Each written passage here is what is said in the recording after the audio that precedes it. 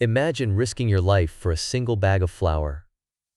For many, this may sound like the plot of a dystopian film, but for the people of Gaza, it is a grim, daily reality. On July 20th, 2025, a new tragedy unfolded in a region already scarred by years of war and deprivation. Reports emerged that Israeli forces opened fire on crowds of Palestinian civilians desperately waiting for humanitarian aid. By the end of that harrowing day, 93 people had lost their lives and dozens more were wounded, just as a convoy of 25 trucks carrying food attempted to reach Gaza City. The raw numbers are staggering, but behind these statistics lies a humanitarian catastrophe of historic proportions, one that threatens to spiral even further out of control if urgent action is not taken. To truly grasp why the people of Gaza are willing to risk everything for basic supplies, we must explore the relentless context behind this crisis. For nearly 2 decades, since the imposition of the blockade in the year 2007, Gaza has been subject to some of the harshest restrictions on Earth. Over 2 million people are compressed into a strip of land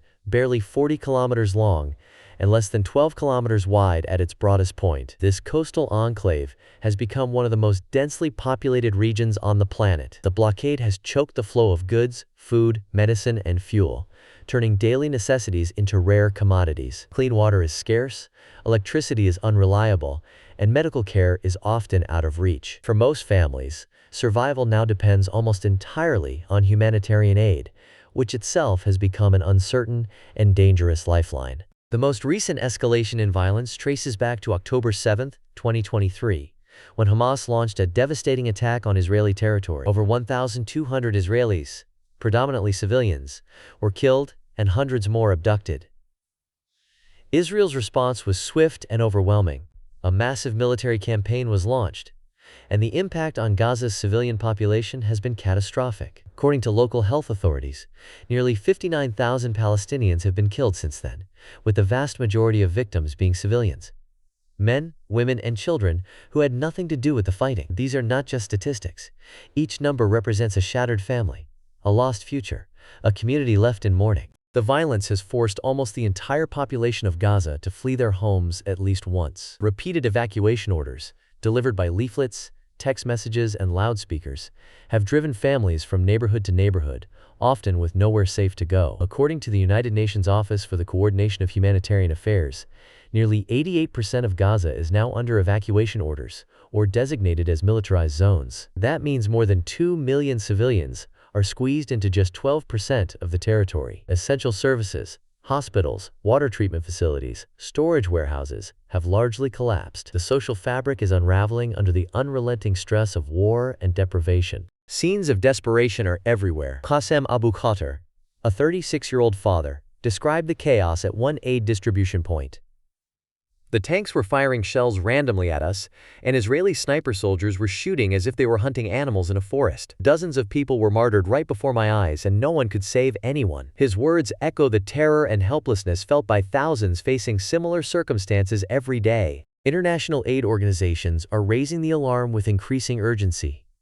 The World Food Programme condemned the attacks as completely unacceptable. Philippe Lazzarini, head of UNRWA, the United Nations agency responsible for Palestinian refugees, stated, "All man-made, in total impunity. Food is available only a few kilometers away. Hospitals, already overwhelmed by waves of casualties from ongoing bombardment, are now warning of imminent shutdowns as fuel supplies are exhausted. Health workers report that women and children are collapsing from hunger in front of their eyes." Pope Leo XIV has called the war barbaric and has demanded respect for humanitarian law and the protection of civilians. The moral and legal imperatives are clear, yet the suffering continues unabated. But the heart of the crisis runs even deeper than the violence itself. As aid convoys attempt to navigate a labyrinth of checkpoints and militarized zones, the mere delivery of food and water has become a flashpoint for conflict. Israeli military officials argue that their troops are responding to credible threats in chaotic, unpredictable environments. Humanitarian organizations counter that civilians are being shot simply for trying to feed their families. Media restrictions and the dangers of reporting from inside Gaza make independent verification of events nearly impossible, further muddying the waters and allowing competing narratives to dominate the global conversation. Meanwhile, diplomatic efforts to negotiate a ceasefire and secure the release of hostages have stalled. Indirect talks between Israel and Hamas, brokered by regional and international actors, drag on without resolution. Over 200 hostages taken in the initial Hamas attack remain unaccounted for, with nearly 50 confirmed dead, according to the Israeli military. Families on both sides are left in agonizing uncertainty, while the wider civilian population bears the brunt of the ongoing violence. Every passing day raises the stakes for Gaza's future. Mahmoud Basal, spokesperson for Gaza's civil defense, has resorted to a hunger strike in protest of what he describes as a slow-motion genocide. His act of peaceful resistance is a desperate attempt to draw global attention to the unfolding disaster. Hospitals warn that they are just hours away from shutting down entirely. If fuel and medical supplies are not delivered, hundreds of patients, including infants and those in critical care, could die. Aid agencies are publicly accusing authorities of starving civilians, a charge that carries both legal and ethical weight under international law. So the world now faces a searing question. Are we witnessing the collapse of humanitarian order in Gaza? And if so, what happens when aid can no longer reach those most in need? The stakes are nothing short of existential. With aid convoys blocked by violence and checkpoints, the coming days and weeks may determine whether relief reaches starving families or whether Gaza plunges into an irreversible humanitarian catastrophe. If the bloodshed surrounding aid deliveries continues, experts warn that Gaza's fragile humanitarian lifeline could snap entirely. Nearly the entire population, over 2 million people, has already been displaced, forced into ever smaller islands of refuge as new evacuation orders rain down. With health clinics, water systems, and storage warehouses now located within militarized zones, the World Food Program fears that disease and hunger could escalate to levels unseen in decades, or even centuries. Dr. Mohammed Abu Afash, head of the Palestinian Medical Relief Society, has issued a chilling warning. Unless aid access is restored immediately, women and children will keep collapsing from hunger. Philippe Lazzarini of UNRWA echoes this sentiment. All of this is man-made. Food is available only a few kilometers away, but unreachable. The proximity of aid to those in need, separated only by checkpoints and armed patrols, makes this crisis especially galling and underscores its preventable nature. One possible scenario is that mounting desperation and chaos will force even more civilians onto the roads, risking their lives for a handful of flour or a jerry can of water. If this continues, international outrage could finally reach a breaking point, compelling governments and international organizations to act. Human rights groups are now demanding an independent investigation into the violence against aid seekers, possibly to be conducted by the International Criminal Court. Such a probe would have far-reaching consequences.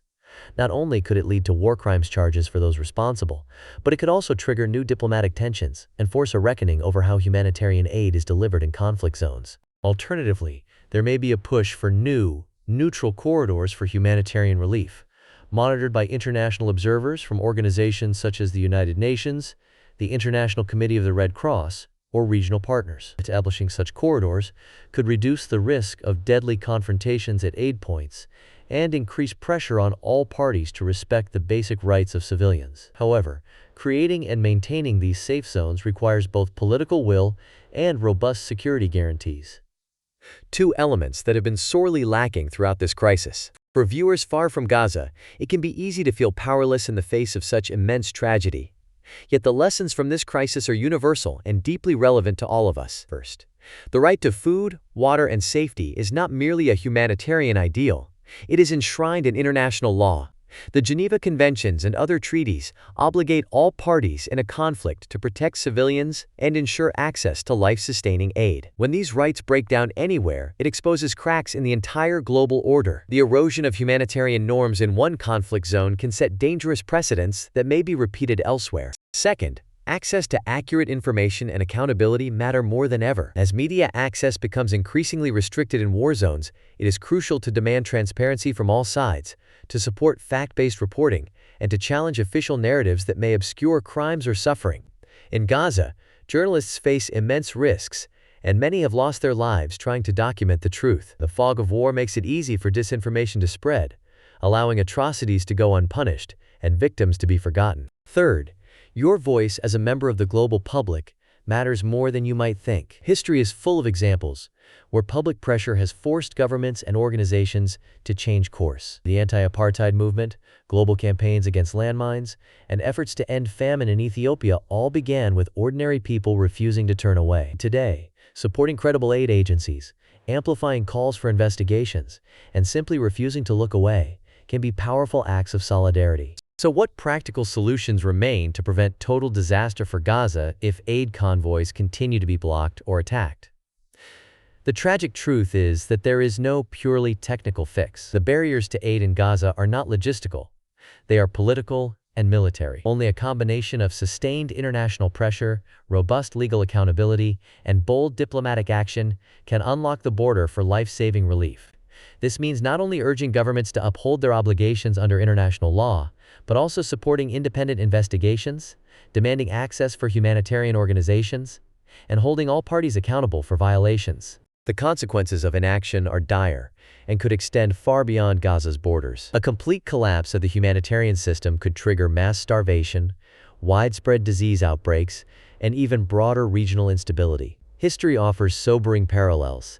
The siege of Sarajevo in the 1990s, the famine in Yemen in recent years, and the devastation of Aleppo in Syria all began with the breakdown of humanitarian order. In each case, the failure to protect civilians and deliver aid had lasting repercussions for peace, security, and the moral standing of the international community. Let's dig deeper into the mechanics of aid delivery and the obstacles now facing Gaza. Humanitarian agencies such as the United Nations Relief and Works Agency and the World Food Program have established supply chains, warehouses, and distribution networks in Gaza over many years. Despite the destruction, some of these warehouses still hold food, medicine, and other essentials, often just a few kilometers from those who need them most. However, Israeli authorities control the flow of goods into Gaza and have repeatedly restricted access to these supplies. Aid convoys are subject to extensive security checks, delays, and, in the worst cases, outright attack.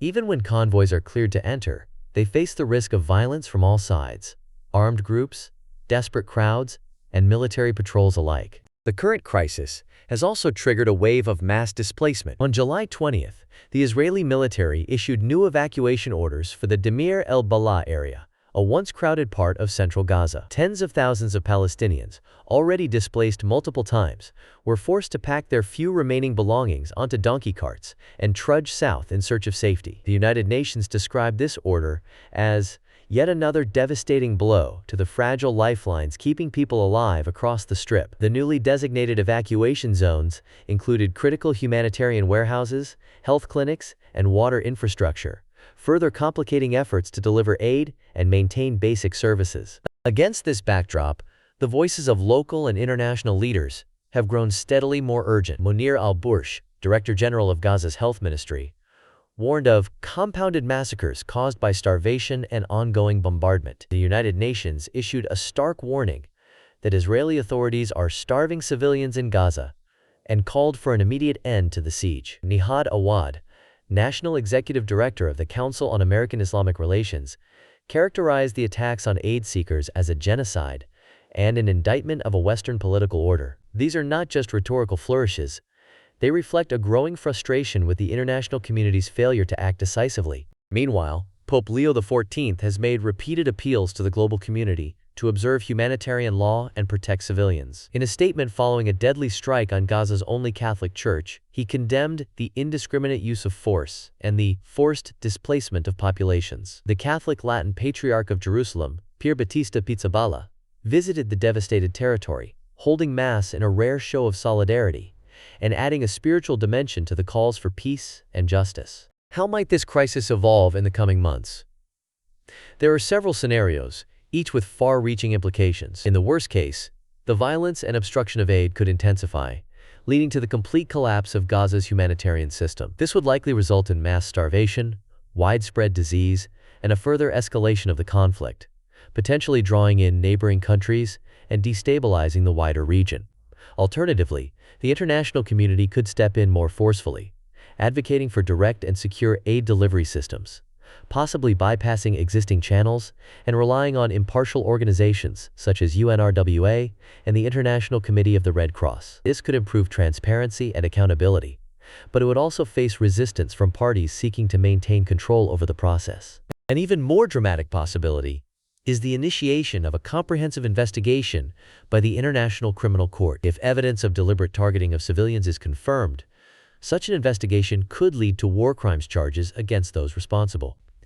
This would mark a turning point in the pursuit of justice and accountability, but it could also further polarize opinions and complicate efforts to achieve a lasting peace. As these scenarios play out, it is crucial for viewers around the world to stay engaged and informed. What can you do, in practical terms, to make a difference? First, stay informed by following credible news sources that provide fact-based reporting from the ground. Second, demand truth and transparency from leaders, both in your own country and internationally. Third, support organizations that operate transparently and accountably on the ground in Gaza, such as UNRWA, the World Food Program, and Médecins Sans Frontières. Fourth, share this video and others like it to keep the spotlight on Gaza, because silence and indifference allow injustice to flourish. Here is a secret fact that illustrates the madness of the current situation.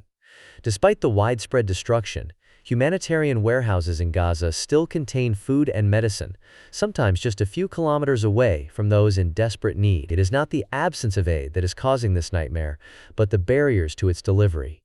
These obstacles are political, legal, and, ultimately, moral. The world has the resources to feed and care for Gaza's people, but lacks the will and unity to ensure that help reaches where it is needed most. In summary, the crisis in Gaza is a test of the world's conscience. It is a stark reminder that our global order is only as strong as our willingness to defend the rights and dignity of the most vulnerable. If we fail to act, the consequences will reverberate far beyond Gaza's borders, undermining the foundations of humanitarian law, fueling cycles of violence, and eroding trust in the institutions designed to protect us all. Thank you for watching and joining this vital conversation. For more in-depth coverage on global crises and the role of technology in building a safer, more just world, make sure to subscribe and share your thoughts in the comments below. Your awareness is the first step toward meaningful change. Together, we can shine a light on the darkest corners of our world